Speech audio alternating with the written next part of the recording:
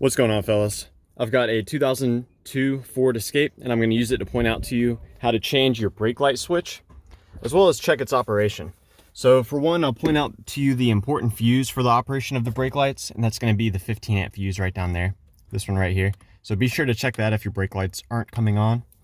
If the fuse is okay, you're going to want to check out the circuit as well. So this bottom switch is actually for the brake lights. So we can disconnect it here. You just disconnect it by pushing this pin in, and then you connect these two together with a paper clip. If you connect the two together with a paper clip, then your brake lights should come on.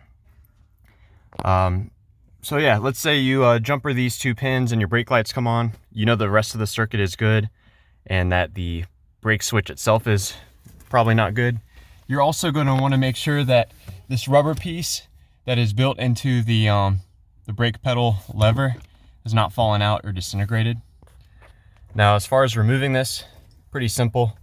You just grab it and turn it clockwise and it comes out.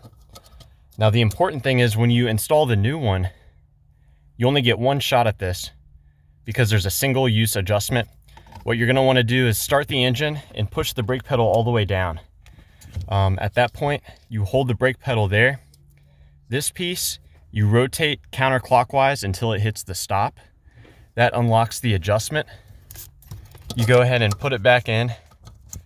You push it in and turn it counterclockwise, and you can hook it back up as well. At this point, you slowly release the brake pedal and let it come all the way back up, and that's it, you're done. So yeah, I hope this was helpful. Let me know if you guys have any questions.